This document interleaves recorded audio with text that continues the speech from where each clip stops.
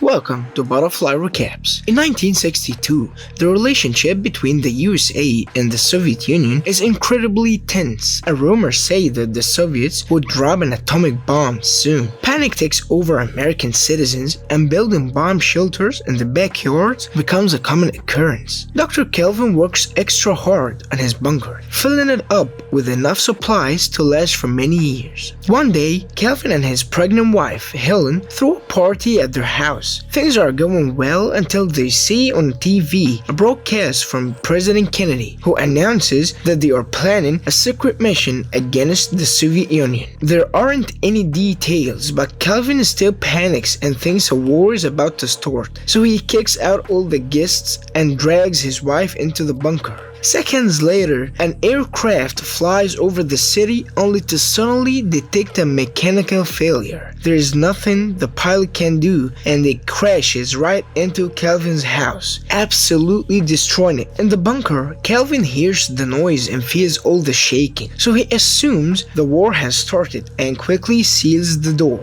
He explains to Helen that he can't open it manually. The door will open on its own after 35 years, which is the time for nuclear particles to normalize in the atmosphere. Soon, the authorities arrive to check the debris left by the accident, and since they can't find any proof of life, they assume Kelvin and Helen have died in the crash. Days start to pass and Kelvin feels at home, but Helen hates it down there. One day, her water finally breaks, and with the help of her husband, she gives birth to a cute baby boy. Soon days become years, and their son Adam becomes a bright young child. Kelvin teaches him everything he knows, and hopes that one day Adam will rebuild the country to bring back its old glory. On top of all the basic school subjects, Kelvin also teaches Adam how to box, to speak French and Latin, and how to handle the stock market. Helen teaches him to do chores around their home and even how to dance. Kelvin also gets Adam his collection of baseball cards and tries to explain sports to him, but Adam has some trouble imagining so many people. Both parents teach them very good manners but never curse around their son, who's grown up to be very naive and sheltered. The family easily finds a routine to suit their daily life that allows them to go pretend shopping in the mini mart, fake fishing in a tank, take care of plants, and build an extra room for Adam. They also have a lounge area to read, play games, and simply relax while hanging out. Meanwhile, above them, the land that used to be their house is sold and becomes a variety of business through the years. First, it's a dinner, then a bazaar, and later, a nightclub. In 1995, Adam turns 33 and gets gifts his parents made themselves. When he blows the candles, he wishes to find the perfect partner one day.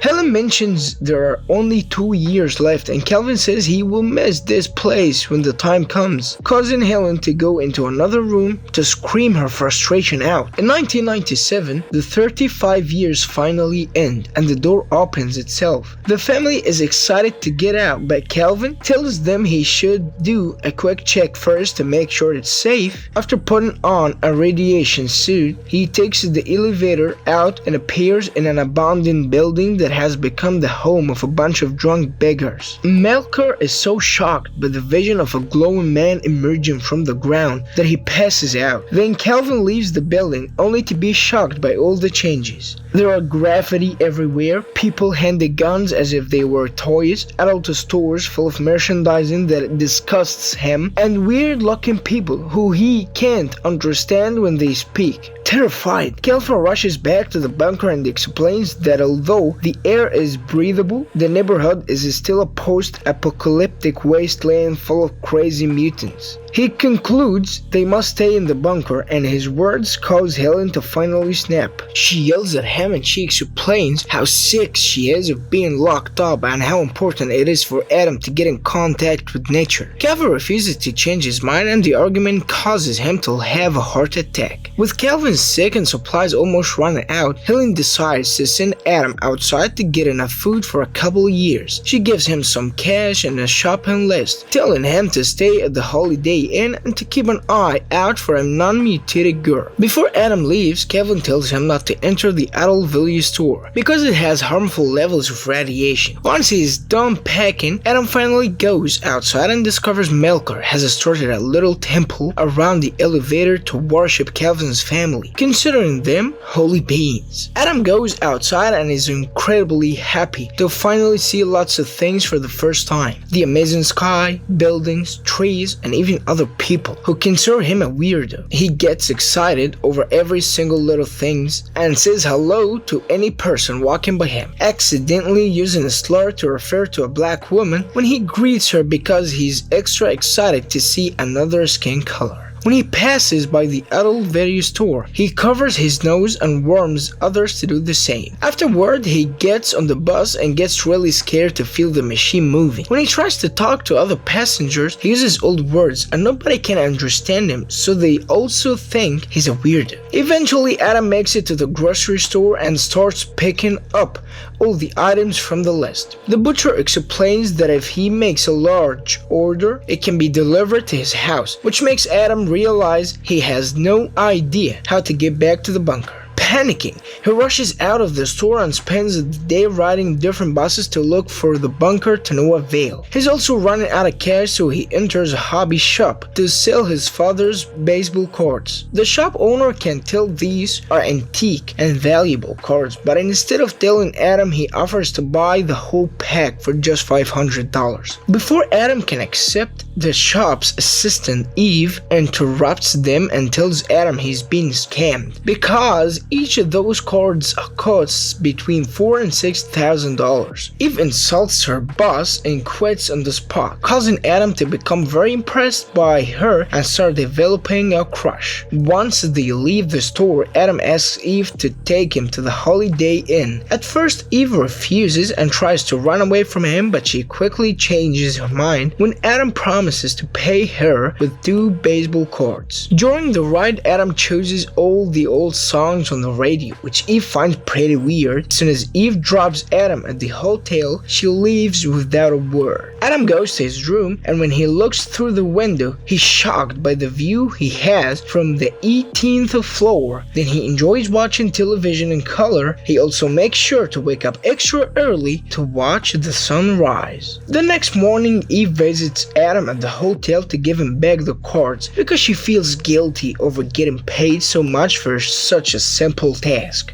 Then she tries to leave, but Adam stops her with an offer. He will pay her to become his assistant, and she can help him gather all the things for the bunker. Eve agrees, and they go shopping together for enough supplies at last 2 more years. Hiring several trucks in the process, Adam also shocks her by revealing he wants to find a wife. After they are done shopping, Eve takes Adam to her house and he meets her roommate Troy, who starts asking Adam tons of questions when he notices how surprised he is by all the technology. Adam lies saying he's from Alaska and that he's here for a business trip. Meanwhile, Helen is too curious and gets on the elevator, but as soon as she comes out, she sees Melker and his friends being creepy and immediately goes back. The next day, Troy decides Adam needs a fashion makeover, so he gives him a whole new wardrobe that makes him look even more handsome. The next few days, Eve and Troy take Adam on many new experiences, like dancing to modern music, skateboarding, and seeing the ocean. Adam gets so excited that he jumps right into the water without a care. He also gets to watch a baseball game and finally understands why his father likes it so much. One afternoon, it starts raining and Adam stands under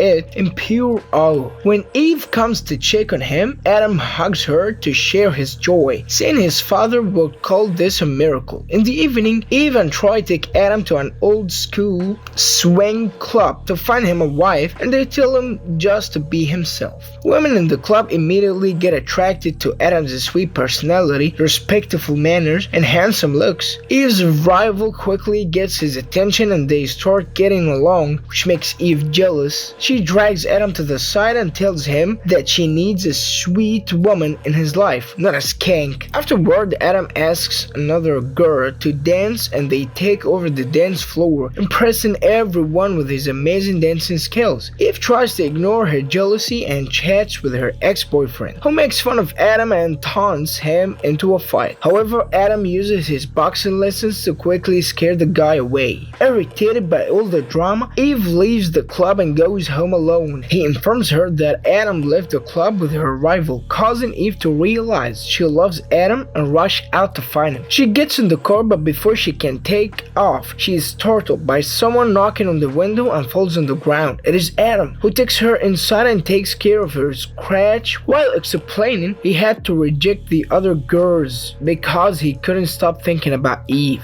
Adam confesses his feelings for Eve and they finally kiss. Now that they are together, Adam decides to finally tell Eve the truth about his family and his home, adding the fact he wants to marry Eve so she can live with him in the bunker. However, Eve thinks he's actually a crazy man who has been good at hiding it and immediately kicks him out. The next day, Troy takes Adam around town while teaching him how to drive. Suddenly, Adam sees the auto video store from before and follows the road to finally find the building above his bunker, where Melker has started a whole religion around the elevator. Excited, he rushes back to Eve to give her the news, only to find two psychiatrists waiting for him. At first, Adam pretends to cooperate, but as soon as he sees an opening, he runs away. While the doctor chases after him, the other tries to call the police, but Eve stops her and realizes that what she did was wrong. At that moment, Adam runs near her and gives her his hotel key so she can pay the